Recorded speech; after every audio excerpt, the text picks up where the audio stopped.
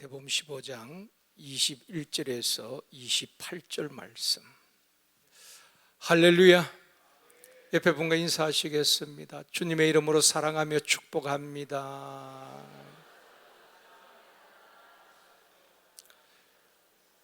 다시 한번요. 당신의 기도는 반드시 응답됩니다.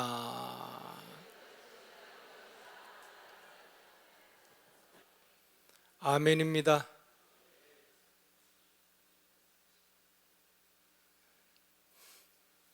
이번 주에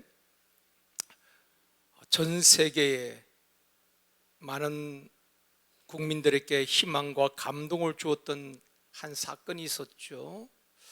저도 월요일날 그 기사를 보았는데요. 경비행기가 아마존 밀림 지역을 통과하다가 밀림 한복판에서 추락하는 사고가 있었습니다. 그 비행기에는 조종사, 그리고 성인 1명, 그리고 4명의 아이, 그 아이의 어머니, 그러니까 7명이 탄 경비행기였습니다.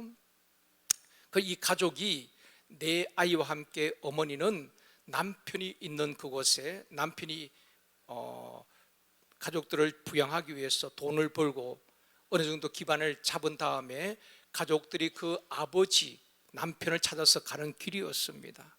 그 경비행기를 타고 가는 도중에 밀림 지역에 경비행기가 추락을 하게 되었습니다. 그 비행기에 추락한 직후에 수색대원들이 그 비행기 잔해가 있는 그 지역을 갔을 때에 성인 3명, 조종사와 성인 1명, 그 어머니, 성인 3명은 그 자리의 현장에서 시신으로 발견이 되었습니다. 그런데 4명의 아이가 현장에서 사라져버린 것이었습니다. 현장에 아무리 수색을 해도 찾을 길이 없었습니다. 큰아이가 13살 레슬리라는 딸이고, 그 다음에 9살, 4살 남동생, 그리고 막내가 여자아이인데 첫돌이 안 된 11개월 된 여자아이였습니다. 그러니까 4남매가, 다른 어른들은 거기서 이제 추락하면서 숨졌는데 이 아이들이 찾을 길이 없었어요. 그런데 그 밀림 지역은 성인들도 살아남기 힘든 험난한 아마존 밀림 지역입니다. 정글에는 맹수와 또 독사들이 울거리는 곳이지요. 그 성인들도 살아남기 힘든 그런 환경 속에서 젖먹이 아이를 포함한 그 4명의 어린아이가 40일간을 버틴 겁니다. 40일간. 그리고 기적적으로 구조대원에서 발견되어서 4명의 아이가 다 살아나는 그런 기적이 있었죠. 그래서 신문마다 이렇게 기사를 썼습니다. 아마존의 기적이다, 기적의 생환이라. 그 발견한 다음에 이제 그 사진이 신문마다 대서특필을 했지요. 콜롬비아 대통령이 직접 그 아이들이 있는 병원에 찾아가서 위로할 정도로 참 기적이었죠. 어른들은 그 자리에서 다 돌아가셨는데 그 생후 1년도 안 된 아이를 포함해서 4명의 아이가 40일 동안 버텨낸 것입니다. 그 맹수와 독사들이 울거리는 그곳에서 말입니다. 4명이 어떻게 생존할 수 있었는가? 첫 번째는 13살 큰 누나의 리더십과 보살핌의 덕분이었다 하는 것입니다. 이 큰 누나가, 이제 큰 언니가 13살 레슬리라는 이 아이인데, 이 아이는 어릴 때부터 정글에서 자랐기 때문에 정글의 생존 법칙을 알고 있는 것입니다. 그래서 그 정글 속에 비행기에 떨어졌기 때문에 어디 구조를 요청할 수가 없잖아요. 보니까 엄마와 조종사 다 돌아가셨고, 이 13살 레슬리가 큰 책임감이 있었겠죠. 이 동생들을, 젖먹이 11개월 된 그 동생까지 그 3명을 이제 데리고 살아가는데 언제 구조대원이 올지도 모르고 그런 상황 속에서 동생들 위해서 정글에서 과일을 따다가 먹이는 것입니다. 과일이 없으면은 씨앗을 주워다가 먹이고, 그 아이는 전방에는 이렇게 남아있는 분유를 타서 먹이면서, 그래서 과일을 찾아서 먹을 것을 찾아서 계속 이동한 것입니다. 그래서 현장에는 없었고, 구조대원이 도착했을 때는 그 현장에서 떨어진 곳으로 이제 계속 먹을 것을 찾아서 이제 이동하게 되었던 것입니다. 그리고 나무 가지로 임시 거처를 마련해서 동생들을 돌본 것입니다. 큰 누나의 리더십과 보살핌이 동생들을 최악의 환경에서 살려냈다는 것입니다. 저는 그 기사를 보면서 여러 가지 생각들을 참 많이 했습니다. 한 사람의 리더가 얼마나 중요한가. 한 주 내내 그 부분을 좀 묵상을 했습니다. 그 누나 13살 아직 어리잖아요. 그 9살, 4살, 11개 된 그 동생들을 살리기 위해서 무한 책임감을 가지고 어린 아이가 리더십을 발휘한 것이지요. 그래서 먹을 것을 가져다가 동생들을 먹이면서 생존한 것입니다. 한 사람의 리더가 얼마나 중요한가. 교회 안에도 마찬가지입니다. 지역장, 지역회장, 또 목자장, 샘터장, 행복모임 리더, 교사들, 소그룹 리더들의 믿음과 확신이 중요하다는 것입니다. 리더가 포기하면 안 되는 것입니다. 만약에 언니가 포기했다면 동생들하고 다 같이 죽었을 것입니다.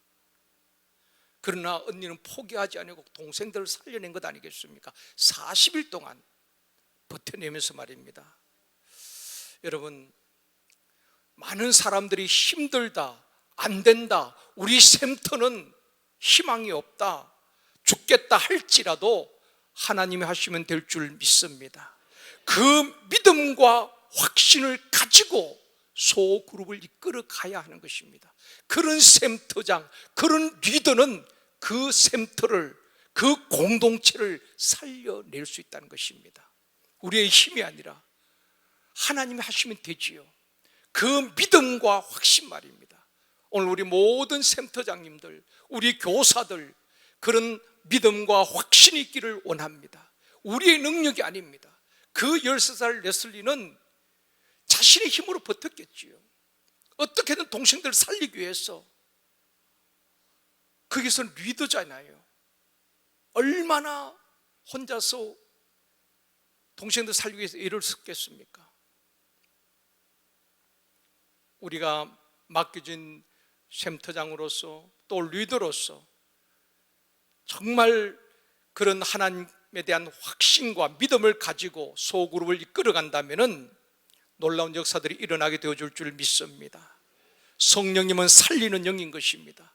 성령의 능력으로 공동체를, 샘터를 살리는 리더가 되어주길 주님의 이름으로 축원합니다. 한 사람의 리더가 중요하다는 것입니다. 또 한 가지는 포기하지 않는 구조대원의 덕분이었다는 것입니다. 이번 수색 작전명이 추락한 다음에 이제 수색하는데 그 작전명이 희망을 뜻하는 스페인어 에스페랄사라는 스페인어로 희망이라는 뜻이라고 합니다. 작전명이 희망이었습니다.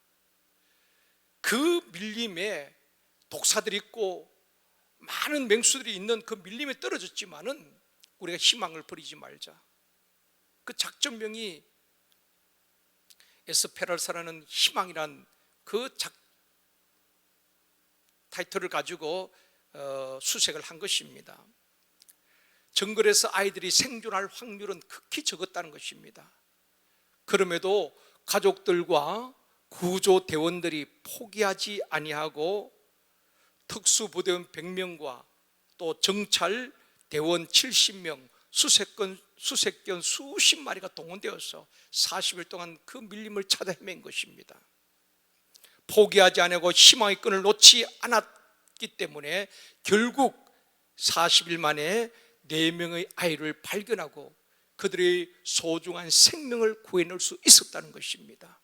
사랑하는 성도 여러분, 우리가 한 영혼을 구원한 것이 쉽지 않지요. 그래도 포기하면 안 되는 것입니다.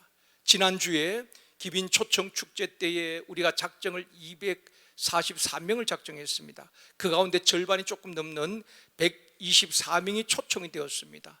지난번 주에 오셨던 분들, 이번 주에 여러분 다시 재초청을 해야 되는 것입니다. 일회성이 아니라 한 번 왔으니까 됐다가 아니라 다시 그들을 초청해야 되는 것입니다. 왜냐하면 마귀는 가만두지 않는단 말입니다. 뮤지컬 공연을 통하여서 뭔가 감동을 받았지만은 마귀는 그들의 마음을 또 흔들어 놓습니다. 갈 때는 다음에 와야 되겠지 마음을 먹었지만은 그 사이, 한 주간 사이에 어떤 변수가 있을지 모르는 것입니다. 그래서 지속적으로 구제되는데 40일 동안 하루도 그러지 않고 그 밀림을, 그 아이들을 찾아서 헤맸던 것처럼 우리가 포기하면 안 되는 것입니다. 또다시 초청하고 권면하고, 그게 바로 영적 싸움 아니겠습니까? 지난주에 못 나오셨던 분들도 여러분 다시 권면하고 재초청을 해야 하는 것입니다. 한 영혼을 찾기까지 포기하면 안 된다는 것입니다. 옆에 분과 한번 인사하시겠습니다. 당신은 영적 구조대원입니다. 우리는 영적 구조대원입니다. 맞지요? 영혼을 구원하는 구조대원. 그렇죠? 여러분, 한 그 어린 아이들 생명을 살리기 위해서 그 수많은 사람들이 동원이 되고 그 작정명처럼 포기하지 말자, 희망의 끈을 놓지 말자, 생존 확률은 적지만 끝까지 찾을 때에 결국 찾아낸 것입니다. 오늘 본문 말씀은 21절 말씀 보시겠습니다. 같이 읽죠. 예수께서 거기서 나가사 두로와 시돈 지방으로 들어가시니, 두로와 시돈 지방은 이스라엘에서 지도를 보면 북서쪽에 위치한 곳으로 갈릴리에서는 한 50km, 60km 떨어진 지역입니다. 그러니까 지중해를 끼고 있는 해안 도시인 것입니다. 이 두로와 시돈 지방은 유대인들은 이방인의 땅으로 더럽게 생각하고 들어가지 않던 곳이었습니다. 이방인들이 있는 그 땅이라고, 유대인들은 그 땅을 들어가지 않았습니다. 그런데 예수님은 그 두로와 시돈 지방에 구원할 영혼이 있기에 주님이 두로와 시돈 지방에 들어가시니, 오늘 본문에 그렇게 말씀하고 있습니다. 우리 주님은 유대인이잖아요. 그러나 한 영혼을 찾기 위해서 사람들이 꺼려하는 그 두로와 시돈 지방에 가셨다는 것입니다. 거기서 한 여인을 만나게 되는데 2절입니다. 같이 읽습니다. 2절. 가나안 여자 하나가 그 지경에서 나와서 소리질러 이르되 주 다윗의 자손이여 나를 불쌍히 여기소서, 내 딸이 흉악하게 귀신 들렸나이다 하되, 그 두로와 시돈 지방에 갔을 때에 가나안 여자 하나가, 마가복음 7장 26절에 보면 이 여인에 대해서 이렇게 이야기하고 있습니다. 같이 읽습니다. 그 여자는 헬라인이요 수로 보니게 족속이라 자기 딸에게서 귀신 쫓아내 주시기를 간구하거늘. 이 여인은 헬라인이요 수로 보니게 족속이었다. 그러니까 이방인이었다는 것입니다. 이 여인이 예수님께 자기 딸이 흉악한 귀신 들렸습니다, 고쳐달라고 간청을 하는 것입니다. 그때 예수님께서 뭐라고 말씀하십니까? 23절입니다. 같이 읽습니다. 예수는 한 말씀도 대답하지 아니하시니 제자들이 와서 청하여 말라되 그 여자가 우리 뒤에서 소리를 지르오니 그를 보내소서. 예수님은 한 말씀도 대답하지 않는 것입니다. 이 여인이 얼마나 간절한 마음으로 내 딸이 흉악한 귀신 들렸는데 예수님께 고쳐달라고 하면은 뭐 가타부타 말을 해야 되잖아요. 한 말씀도 대답하지 않습니다. 여러분이 어떤 사람에게 도움을 청했는데 한마디도 말하지 않는다면 무시당한 느낌 안 들겠습니까? 얼마나 자존심이 상했습니까? 우리 주님께서 한 말씀도 대답하지 않았습니다. 그리고 제자들은 뭐라고 말하는가 하면은 예수님 저 여자가 계속 소리치면서 따라오니까 쫓아버리십시오. 쫓아버리십시오. 뭐 보내소서 그렇게 말하지만 현대인의 성경에 보면 쫓아버리십시오 그렇게 번역이 되어 있거든요. 그런데도 이 여인은 포기하지 않습니다. 24절입니다. 다시 말씀합니다. 예수님께서 같이 읽을게요. 예수께서 대답하여 이르시되 나는 이스라엘 집에 잃어버린 양 외에는 다른 데로 보내심을 받지 아니하였다 하시니, 이방인에 관심이 없다는 것입니다. 그럼에도 이 여인은 포기하지 않아요. 자존심이 상하고 무시를 당하지만은 포기하지 않습니다. 왜냐하면 절박하거든요. 그 딸이 흉악한 귀신 들렸어. 그 모습을 보면서 어머니로서 포기할 수가 없었던 것입니다. 그래서 25절에 이렇게 말합니다. 같이 읽습니다. 여자가 와서 예수께 절하여 이르되 주여 저를 도우소서. 주님 밖에는 도움을 청할 데가 없다는 것입니다. 주님은 능히 내 딸이 흉악한 귀신에 들렸지만은 주님은 내 딸을 속에 있는 귀신을 쫓아내고 고쳐주실 수 있다는 그 믿음이 있었던 것입니다. 믿음. 그래서 포기하지 아니하고 주여 저를 도와주소서. 끝까지 주님 앞에 간구하는 것입니다. 26절에도 말씀합니다. 같이 읽습니다. 대답하여 이르시되 자녀의 떡을 취하여 개들에게 던짐이 마땅하지 아니하니라. 당시 이방인들은 개 취급을 하였죠. 인격적으로 모독 당하는 말 아니겠습니까? 이 여인을 지금 개 취급하는 것입니다. 자녀의 떡을 취하여 개들에게 던짐이 마땅치 않다. 인격적으로 모독을 당하는 말입니다. 여자가 뭐라고 반응합니까? 27절에서 이렇게 말합니다. 같이 읽습니다. 여자가 이르되 주여 올소이다마는 개들도 제 주인의 상에서 떨어지는 부스러기를 먹나이다. 어떻게 보면은 자존심이 상하고 무시를 당하고 인격적으로 모독을 당하잖아요. 여러분들 참을 수 있겠어요? 11여 정도에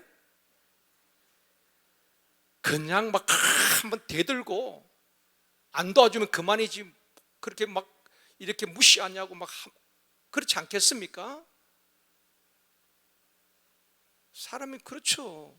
그런데 이 여인은 끝까지 개 취급을 당하면서도 주님, 개들도 주인의 상에서 떨어지는 부스러기를 먹지 않습니까? 부스러기 같은 은혜도 갈망합니다. 여인의 간절함을 볼 수가 있는 것입니다. 물론 주님께서 답을 갖고 계시면서 이 여인의 믿음을 계속 달아보시는 것이지요. 그러면서 마침내 주님께서 이렇게 말씀하십니다. 28절입니다. 같이 읽습니다. 이에 예수께서 대답하여 이르시되 여자여 내 믿음이 크도다. 내 소원대로 되리라 하시니 그때로부터 그의 딸이 나으니라. 그 딸이 나으니라. 여기서 내 믿음이 크도다는 것은, 이 크다는 것은 메가톤급이란 믿음이란 말입니다. 보통 믿음이 아니라 큰 믿음이란 말입니다. 포기하지 않는 믿음, 끝까지 주님 앞에 간청하는 그 믿음, 그 믿음을 보시고 여자야 내 믿음이 크도다. 내 소원대로 되리라 하시니 그 딸에게서 흉악한 귀신이 떠나가게 되어지고 깨끗하게 나음을 입은 줄 믿습니다. 우리 11년도에 찬양 불렀잖아요. 억울한 일 많으나 주를 위해 참는 것. 그렇죠. 우리가 살다 보면 참 속상한 일 얼마나 많습니까? 눈물 날 일 얼마나 많습니까? 살다 보면은 억울한 일 얼마나 많습니까? 하지 않은 말을 가지고 했다고 그러기도 하고, 그럴 때 우리가 주님 때문에, 주님을 생각하면서 주님을 위해서 참는 것, 그것이 나의 삶의 행복이라고. 현대는 참지 못하지요. 우리가 기도하다가도 쉽게 포기해버리고 그 자존심 때문에, 무시당한다는 것 때문에 때로는 우리가 발끈하면서 하나님의 때를 기다리지 못하고 하나님의 정한 그 때를 기다리지 못하고 엎어버릴 때가 얼마나 많은지 모릅니다. 우리 하나님은 끝까지 우리의 믿음을 테스트하시는 것입니다. 끝까지 우리 주님이 우리의 사정을 몰랐어가 아닙니다. 끝까지 네가 자존심을 상하면서도, 무시당하면서도, 인격적으로 모독을 당하면서도, 심지어 인간 대우를 받지 못한 계치급을 당하면서도 끝까지 나를 믿느냐? 주님, 개들도 주인의 상이 떨어지는 부스러기 먹습니다. 나는 주님의 은혜가 필요합니다. 끝까지 지금 당장 응답이 없어도 주님 앞에 도움을 구할 때에 마침내 주님은 말씀하실 것입니다. 여자여, 내 믿음이 커도다 내 소원대로 되리라. 그리고 우리 인생의 문제들이 하나하나 풀려진 역사 있게 되어줄 줄 믿습니다.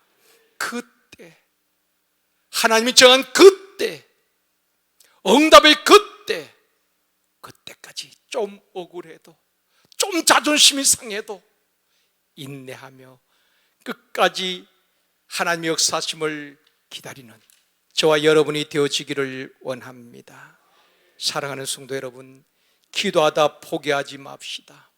선을 행하다 낙심하지 맙시다. 지난주에 전도 대상자가 오지 못했다 할지라도 생각 속에 지워버리지 마십시오. 저는 하나님은 결코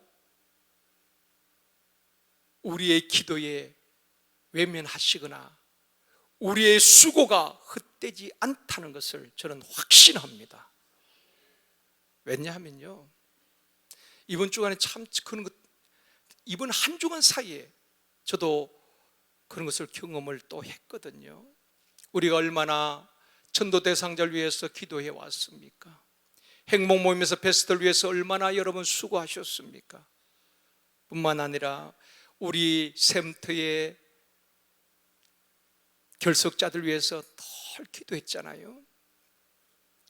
근데 이번 한 주간 사이에 제가 세 분의 문자를 받았습니다. 한 짧게는 2년, 3년 가까이 우리 교회에 코로나 시작하면서 또 못 나오셨던 가정들이에요. 근데 제가 전에는 전화를 드려도 받지 않던 분들이었는데 이번 주 사이에 문자를 주셨어요. 문자를. 그래서 제가 또 답을 하고 통화하기도 하고, 그래서 두 가정은 목사님 이번 주에 우리 가족들 다 데리고 가겠습니다. 여러분 아멘이 안 되시지요? 제가 얼마나 기뻤는지 몰라요. 두 가정은 이번 주에 나오시겠다고 확답을, 제가 강요한 것도 아닙니다. 본인이 제게 문자를 하고 또 이제 제가 문자를 하고 또 통화를 했을 때 이번 주에 나가겠습니다. 본인들이 세 가정, 문자는 세 가정이 오긴 했는데 한 가정은 아직 모르겠습니다. 사랑하는 성도 여러분, 우리가 영혼 구원에 있어서 포기하지 아니하고 끝까지 인내하면 반드시 열매 맺게 되어줄 줄 믿습니다. 그 4명의 그 생명들을 찾기 위해서 구제대원들이 포기하지 않았던 것처럼 우리가 포기하지 않고 끝까지 눈물을 흘리며 씨를 뿌리면 반드시 열매 맺게 되어줄 줄 믿습니다.